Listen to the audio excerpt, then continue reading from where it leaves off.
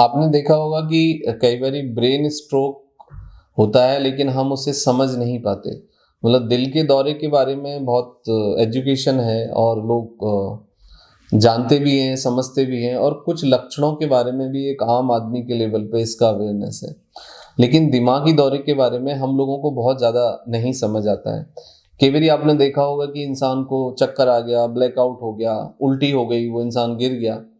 तो हम जनरली समझते हैं कि चक्कर आ गया है इस इंसान को, बहुत ज़्यादा कुछ तकलीफ नहीं है।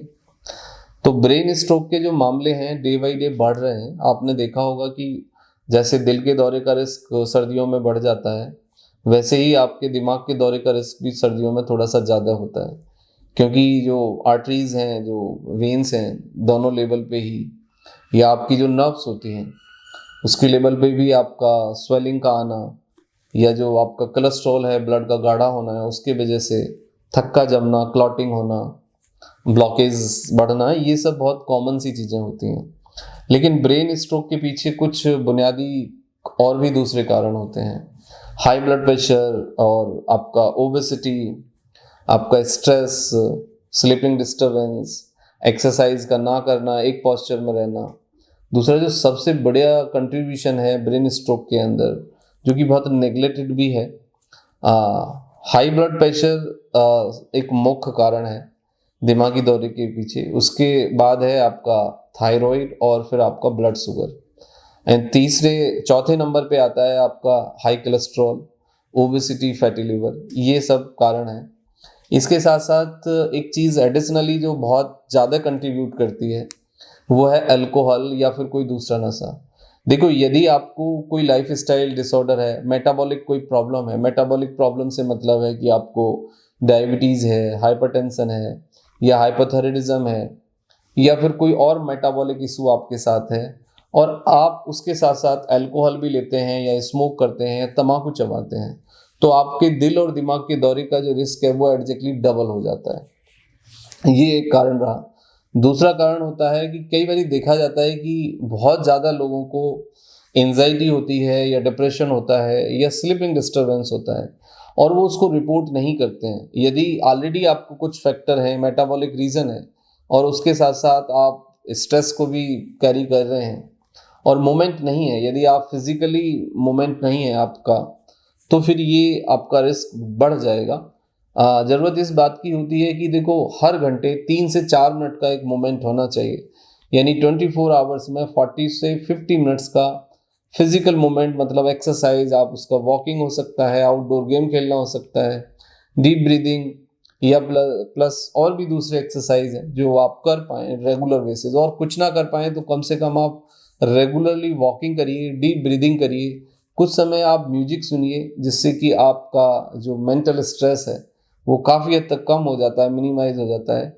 और जितना आप नेचर के साथ नेचुरल फूड खा सकते हैं, वेल कुक्ड फ्रेश वेजिटेबल्स लीजिए, फ्रूट्स लीजिए, और स्लीप की क्वालिटी को कंप्रोमाइज़ मत करिए। बहुत सारे लोगों का देखा जाता है कि स्लीप काफ़ी हद तक कंप्रोमाइज़ हो जाता है। उसके फिर दूसरे प्रभाव, आपका ना तो ब्लड शुगर कंट्रोल होगा, ना आपका मतलब आपका ब्लड प्रेशर कंट्रोल होगा, और ना ही आपका फिर ओबेसिटी कंट्रोल होगा यदि आपका स्लीपिंग डिस्टर्बेंस है। जब आप स्ट्रेस में होते हैं या एंजाइटी में होते हैं तो आप ओवर ईटिंग भी करते हैं। मतलब स्ट्रेस एंजाइटी का एक जो साइड इफ़ेक्ट है वो ओवर ईटिंग भी है, और आपको फिर बहुत ज़्यादा स्पाइसी, ऑयली या फिर जंक खाने का मन करता है, तो उससे भी आप बचिए। यदि आपको डिप्रेशन है, एंजाइटी है, ब्लड प्रेशर है, थायराइड है, या फिर कुछ और इशू है, तो यदि आपकी कोई प्रिस्क्राइब मेडिसिन है तो वो लीजिए, फॉलोअप पे जाइए, और कुछ पैरामीटर हैं उनका ध्यान रखिए। अदरवाइज आपका ब्रेन स्ट्रोक का जो रिस्क है आपके साथ जुड़ जाएगा। और यदि वो पैरामीटर कंट्रोल नहीं हुए, चीज़ें कॉम्प्लिकेटेड हुई, मेटाबॉलिक सिंड्रोम डेवलप हुआ, तो फिर आपको ब्रेन स्ट्रोक होने का जो रिस्क है वो डबल होगा, और आप लेट एंड अर्ली उसकी चपेट में भी आ सकते हैं।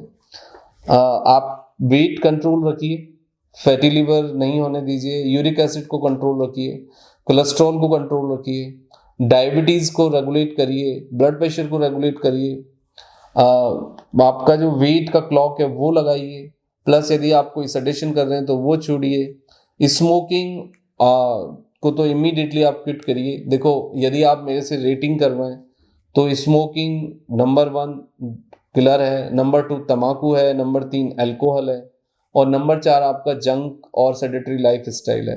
तो ये 4 फैक्टर हैं जिनको आपको नेचुरली कंट्रोल करना है, और यदि आप ये कंट्रोल कर पाओगे तो फिर आप ठीक भी हो पाओगे। यदि किसी को कोलेस्ट्रॉल है तो आप एंटीकोगुलेंट थेरेपी जिसे हम कहते हैं, कि जिसे हम खून पतला करने वाली दवाइयाँ कहते हैं, वो 3 महीने आप अपने डॉक्टर की सलाह से ले लीजिए। आपको यदि डायबिटीज़ है, आपको ब्लड प्रेशर है, आपको फैटी लिवर है, आपको ओबेसिटी है, और मोर देन आप 35 हैं, तो आप अपने डॉक्टर से बात करके anticoagulants, Ecosprin type of the medicine जो होती हैं, वो 3 महीने ले सकते हैं। उससे आपका प्रिवेंशन भी होगा, रिस्क भी कम होगा, और कोलेस्ट्रॉल भी कम हो जाएगा, और ब्लड पतला हो जाएगा, जिससे कि आपके क्लॉट होने का, दिल और दिमाग का जो दौरा पड़ने का जो रिस्क है वो 50% कम हो जाएगा।